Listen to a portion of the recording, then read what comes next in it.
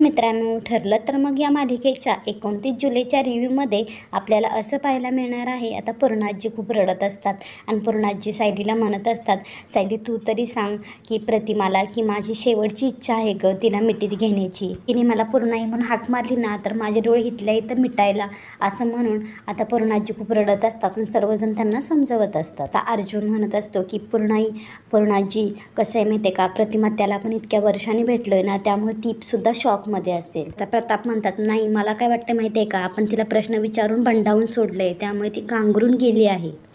प्रताप म्हणत असतात, ए प्रतिमा तू रिलॅक्स व्हायला हवा तेवढा वेळ घ्या, परंतु सगळ्यात आधी तू पूर्णाई बरोबर बोल. आता हे सगळं ऐकल्यानंतर सायली रडतच म्हणत असते, नाही बाबा त्या काही नाही बोलू शकणार.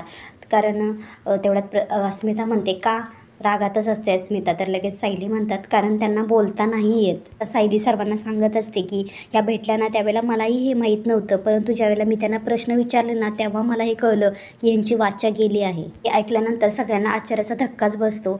यानंतर सायली पुढे सांगत असते, मला आणखी एक गोष्ट अशी कळली ह्यांच्या बाबतीत, ती म्हणजे प्रतिमा त्यांना त्यांचा भूतकाळ आठवत नाहीये. त्या तुमच्यापैकी कोणालाच ओळखत नाही आहेत म्हणून त्या अशा घाबरून गेल्या आहेत. तर हे सगळं ऐकल्यानंतर सगळ्यांना तर आश्चर्याचा धक्का बसतोच, परंतु पूर्णाजी रडतच म्हणत असतात, देवी आई तू अशी का परीक्षा घेतेस ग, मला असं वाटलं माझ्या तपश्चर्येचं फळ मला मिळालं, पण माझ्या लेकीची तपश्चर्या अजून सुरूच आहे, तुलाही कसली शिक्षा दिलीस ग आई माते, असं म्हणून पूर्णाजी रडतच हात जोडत असतात देवीला. आता पूर्णाजी रडत असताना सायली त्यांच्या जवळ जाते म्हणते, पूर्णाजी सावरा स्वतःला, आपण तर देवी आईचे उलट असे म्हणजे आभार मानले पाहिजेत की आपल्या प्रतिमात्या परत आल्यात, कारण आपण ना सगळी आशा सोडली होती ना प्रतिमात्या याच्या येण्याबद्दल. आज तुमच्या सगळ्यांचं प्रेम जिंकलंय आणि एक आईची माया जिंकले पूर्णाजी. मी जिचं नाव श्वासागणी घेता ना ती तुमची लेक 21 वर्षांनी तुमच्या समोर उभी आहे. आता पूर्णाजीला थोडा धीर येतो. यानंतर सायलीचा हात हातात घेते पूर्णाजी म्हणते, हे सगळं तुझ्यामुळे झालं बाळा, तुझे उपकार मी कधीच विसरणार नाही. आता सायली म्हणते, पूर्णाजी आपल्या माणसावर कोणी उपकार करतं का. तर आता इकडे प्रताप म्हणत असतात, मला काय वाटतं माहिती आहे का, प्रतिमाला ना हळूहळू आठवेल. आता प्रताप म्हणतात की पूर्णाई हे बघा हे बघ, प्रतिमा आता स्वतःच्या घरी आले ना, म्हणजेच आपल्या घरी आले ना तर मग तिला हळूहळू इथं राहायला लागली ना सगळं आठवेल. अस्मिता म्हणते, हो ना प्रतिमात्या, तू घरात सगळीकडे बघ ना, तुझाच फोटो लावलाय, तिकडे बघ केवढा मोठा फोटो लावलाय, हे बघून तुला काहीच आठवत नाही का ग. प्रतिमा तो फोटो पाहते आणि फोटो पाहिल्यानंतर तिला खूप मोठा धक्काच बसतो आणि प्रतिमा खूपच घाबरली जाते. यानंतर सर्व पाहिल्यानंतर चैतन्य म्हणतो, थांबा आपण ना आता प्रतिमात्याला काही प्रश्न विचारायला नको ना, तर त्यांना खूप स्ट्रेस येऊन जाईल. अर्जुन म्हणत असतो की मला एक गोष्ट कळत नाहीये, प्रतिमात्या जिवंत आहे तर सिनियरला जी डेड बॉडी सापडली होती ती कोणाची होती, प्रतिमात्या असल्याचे पुरावे कुठून आले. तर सायली यावर म्हणते की ह्याचं उत्तर रविराज सर देऊ शकतात. प्रतिमात्या परत आल्यात हे त्यांना कळल्यावर ह्यांना किती आनंद होईल याची आपण कल्पना सुद्धा करू शकत नाही. तर अश्विन म्हणत असतो, लगेच आपण रविराज काकाला कॉल करूया. लगेच अर्जुन म्हणतो, सायली आधी प्रतिमात्याला आराम करू दे, मी लगेच कॉल करतो सिनियरला, असं म्हणून आता अर्जुन रविराजला कॉल करतात. तर इकडे रविराज यांचा सीन दाखवला आहे. नागराज आता इकडे प्रिया नागराजला म्हणत असते की ते दागिने रविराजच्या कपाटात कसे पोचतील ते पहा, नाहीतर त्याच्यावर तुमचे एकट्याचे फिंगरप्रिंट्स आहेत आणि ते फिंगरप्रिंट्स आले की समजा तुम्ही मेलातच. नागराज तिच्यावरच ओरडतो, मला कळत नाही आहे का, मला डोकं नाही आहे का, तू नको सांगू, तुझं तोंड बंद ठेव जरा. आता तेवढं तिथे रविराजला अर्जुनचा कॉल आलेला असतो. आता अर्जुनचा कॉल आलाय पाहून इकडे प्रियाचं क्वेश्चन चालू होतात की अर्जुनने काही कोर्टात तारीख मागितली असेल का, अर्जुनचा कॉल कसा आला, त्याला काही नवीन पुरावे सापडले असतील का. इकडे अर्जुन रविराजला म्हणत असतो की तू आणि घरातले सर्वजण पटकन इकडे निघून या. तर आता रविराज म्हणतात की काय झालं, पूर्णाईंची तब्येत ठीक आहे ना. तर इकडे अर्जुन म्हणत असतो की पूर्णाईंची तब्येत अगदी ठीक आहे. अर्जुन रविराजला सांगत असतात की जे काही घडलंय ना ते मी तुम्हाला फोनवर सांगता येणार नाही, परंतु खूप महत्त्वाचं आहे, त्यामुळे पटकन तू इथे निघून ये. तर रविराज सगळ्यांना सांगतात की नागराजला म्हणतात की आपल्याला आत्ताच्या आत्ता सुभेदारांच्या घरी जायचं आहे.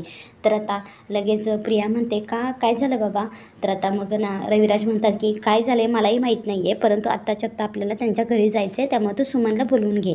यानंतर सुमन आल्यानंतर रविराज सगळ्यांना सांगतात की आत्ताच्या आत्ता तयार व्हा आणि आपल्याला यांच्या सुभेदार सुभेदारांच्या घरी जायचं आहे. आता इकडे सायली झालेला सर्व प्रकार सुभेदारांच्या घरी सांगत असते सर्वांना.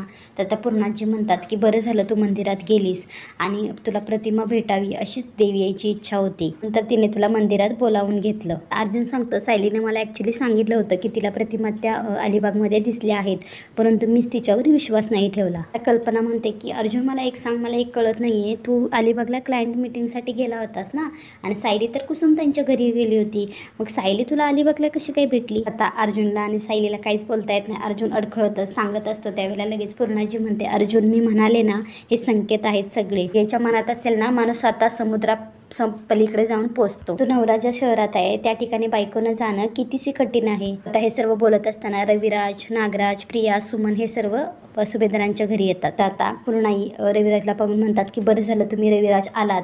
तर त्या रविराज विचारतात की काय झालं पूर्णाई, तुमच्या डोळ्यात पाणी का आहे? नागराज म्हणतो हो ना, एवढं अर्जुनना मला तातडीने बोलवून घेतलं, काय झालं काही कळालंच नाही. तर आता पूर्णाजी म्हणतात इतकी वर्ष आपण ज्या चमत्काराची वाट पाहत होतो चमत्कार घडलाय असं म्हणून पूर्णाई प्रतिमाकडे बोट करतात आणि रविराज ते प्रतिमाला पाहतात. तर प्रतिमा तर हळूच पाहत असते सर्वांना आणि रविराज प्रतिमाच्या इकडे दिशेने जातात. तर रविराज ज्यावेळेला प्रतिमाच्या समोर जातात त्यावेळेला त्यांना खूप मोठा शॉक बसतो आणि त्यांना मागील प्रसंग आठवत असतात की ज्यावेळेला त्यांनी प्रतिमाची डेड बॉडी समजून त्याला दहन दिलं, त्याबरोबर प्रतिमाच्या फोटोला हार घालत असतानाचा हे सर्व प्रसंग आठवत असतात. रविराज प्रतिमा उठूनच उभा राहते. प्रतिमाला पाहून म्हणतात प्रतिमा. इकडे प्रियाचा नागराचा चेहरा पाहण्यासारखा झालेला असतो. त्या दोघांना एक खूप मोठा धक्का बसतो. तर तिला पाहून इकडे प्रिया हळूच कुजबुज करत असते आणि म्हणते नागराजला म्हणते ही प्रतिमा आहे ना, ही जिवंत कशी काय आली? तर आता इकडे नागराज म्हणतो प्रिया मेलो आपण. तर प्रियाला नागराजला मागेल ते प्रसंग, त्यांनी कशी डेड बॉडी तयार केली आणि कशी त्याला दहन दिले हे सर्व आठवत असतात.